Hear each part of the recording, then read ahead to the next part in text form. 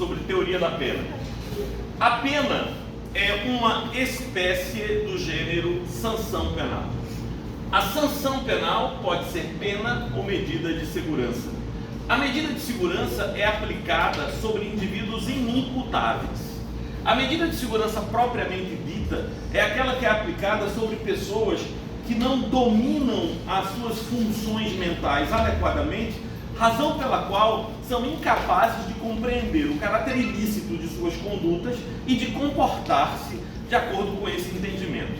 Se esse indivíduo, que é inimputável porque não faz o uso pleno de suas faculdades mentais e não pode compreender o caráter ilícito de sua conduta, se a conduta que ele praticou foi marcada de violência contra a pessoa, ele pode sofrer a medida de segurança de internação.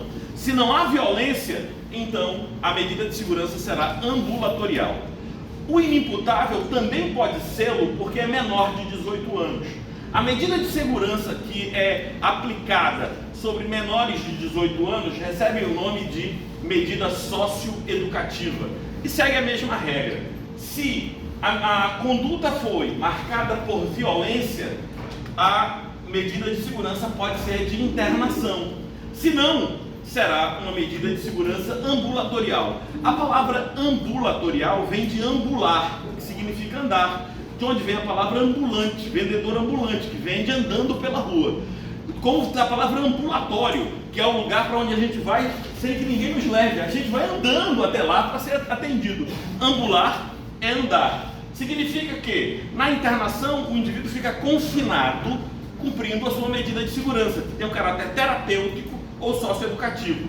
Já na situação ambulatorial, ele vai sozinho 2, 3 vezes por semana, até lá, participa de programas e volta para casa. Muito bem. As penas propriamente que são estudadas, que têm sido estudadas por nós nesse semestre, as penas elas podem ser vistas sobre 2 prismas, quanto o que diz respeito ao fim das penas. A teoria absoluta acredita que o propósito da pena é a retribuição do mal que o agente praticou. São pessoas que seguem a teoria retributiva, Immanuel Kant e Wilhelm Hegel. Eles pensavam assim. Eles diziam que a pena é um mal justo, que é lançado sobre quem praticou um mal injusto. Bonito isso, hein? A pena é um mal, porque é um mal que se lança sobre alguém, mas esse mal é justo, porque esse alguém praticou um crime que seria o mal injusto. Então a teoria absoluta vê a pena com seu caráter retributivo. A pena seria o mal lançado sobre quem mal fez ou quem mal praticou.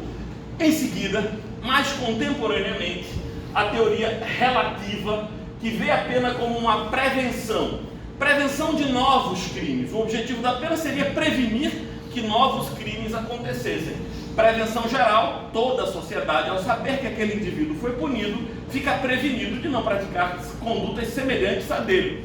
E a prevenção específica é o agente, o próprio indivíduo que praticou a pena, uma vez o crime, recebendo a pena, uma vez recebendo a pena, fica desestimulado a praticar novamente. Estas penas no Brasil, elas recebem 3 espécies, são divididas em 3 espécies. A pena privativa de liberdade, que é essa que todos nós conhecemos, o indivíduo fica confinado no local. A pena privativa de liberdade, ela se subdivide em reclusão e detenção. Você pergunta, Martor, como é que eu vou saber se o indivíduo vai cumprir pena de reclusão ou detenção? O próprio tipo penal vai dizer, por exemplo, furtar, artigo 155, subtrair para si ou para outrem coisa móvel alheia, coisa alheia móvel, pena, reclusão de 1 a 4 anos.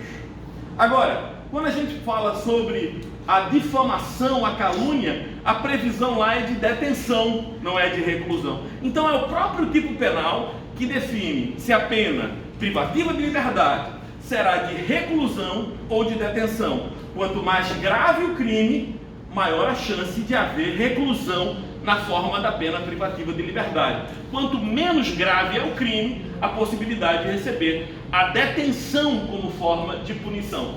Mas, Martor, qual é a diferença entre reclusão e detenção? Se as cadeias são tudo iguais, se a penitenciária é a mesma. Atenção, se o tipo penal define que a pena é de reclusão, o indivíduo pode começar a pena no regime fechado e depois progredir para o semiaberto e para o aberto.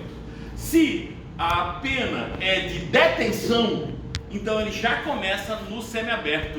Observe que o fechado não está aqui. Tudo depende do quantum de pena que ele recebeu. Se, por exemplo, ele recebeu uma pena superior a 8 anos, ele vai começar necessariamente no regime fechado. Nós vamos estudar cada uma dessas regras em si. Mas a gente entendeu o que é reclusão e o que é detenção. Um dos grandes avanços do final do século XX para o direito penal foi a colocação dentro do direito brasileiro das penas restritivas de direitos.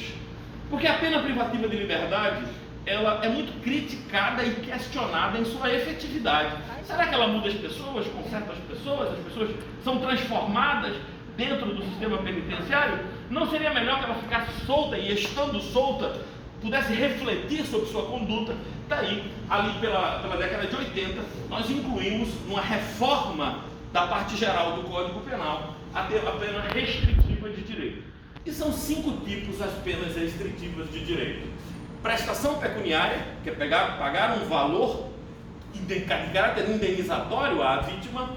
Perda de bens ou valores. Então, se o indivíduo teve algum proveito com aquele crime que ele praticou, ele vai perder esses bens e esses valores para o Estado. Prestação de serviços à comunidade. Todo mundo já ouviu falar daquele indivíduo que vai lá 2 vezes, 3 vezes por semana, conserta lâmpadas, varre o chão, lava o banheiro, enfim, de uma escola, de uma creche. Prestação de serviço à comunidade. Interdição temporária de direitos. Acontece quando o indivíduo praticou o crime no exercício de uma profissão. Ele é dentista, ele é médico, ele é advogado, e no exercício da sua atividade profissional ele praticou um crime. Pode surgir como pena restritiva de direito a interdição temporária. Ele não vai perder a possibilidade de, por exemplo, exercer o seu ofício, mas por um tempo ele estará interditado. E limitação de final de semana, 5 horas no sábado, 5 horas no domingo, em que ele é obrigado a ouvir palestras e participar de atividades. Essas penas restritivas de direito, segundo o artigo 44 do Código Penal, elas são autônomas e substituem a pena privativa de liberdade quando a pena privativa de liberdade imposta, ela não for superior a 4 anos. Até 4 anos é possível a substituição, desde que o crime não tenha sido praticado com violência ou grave ameaça à pessoa, desde que o réu não seja reincidente específico no mesmo crime. Porque é verdade que o artigo 44 diz que ele não seja reincidente, mas depois a gente já viu que se as condições específicas do réu apontarem para essa conveniência, o juiz poderá conceder mesmo ao reincidente a substituição, desde que a reincidência não seja no mesmo crime, o que a gente vai chamar de reincidência específica. E as circunstâncias judiciais do artigo 59 forem positivas, apontarem positivamente. Muito bem, então, como que vai funcionar? Se a pena é igual ou inferior a 1 ano, o juiz fixará uma PRD ou uma multa, uma pena restritiva de direito ou uma multa. Se a pena é superior a 1 ano, haverá uma PRD mais multa ou 2 PRDs. A gente falou sobre reincidência e agora eu quero chamar a sua atenção para o drama de meu amigo Lucas. Vamos saber o que é reincidência à luz do artigo 63 do Código Penal. Artigo 63 do Código Penal. Veja a situação de Lucas. Lucas cometeu o crime A. Foi instaurado inquérito policial, a ação penal foi iniciada, Lucas foi condenado. A advogada dele recorreu, mas finalmente a sentença contra Lucas transitou em julgado. Se Lucas tivesse cometido o crime B durante todo este período, até o trânsito em julgado, ele seria considerado primário. Porque o artigo 63 define reincidente aquele que comete novo crime após o trânsito em julgado. Então, durante todo esse período, ele é primário. Agora, se uma vez transitado em julgado, ele comete novo crime, ele é tido por reincidente. Mas o artigo 64 enaltece a misericórdia no direito penal. Há várias ocorrências disso no direito penal. Se Lucas cumprir a pena dele e depois de extinta a punibilidade, quer porque ele cumpriu a pena ou por qualquer outra causa extintiva da punibilidade, passaram-se 5 anos e aí ele veio a cometer o crime B. Se o crime B aconteceu após 5 anos de extinta punibilidade de Lucas, ele volta a ser primário, mas com maus antecedentes. Primário significa ele não será tratado como reincidente, mas na hora das circunstâncias judiciais que aumentam ou reduzem as penas, ele vai ser visto como alguém que tem antecedentes ruins. E isso vai fazer com que a pena dele pese um pouco mais. É isso aí.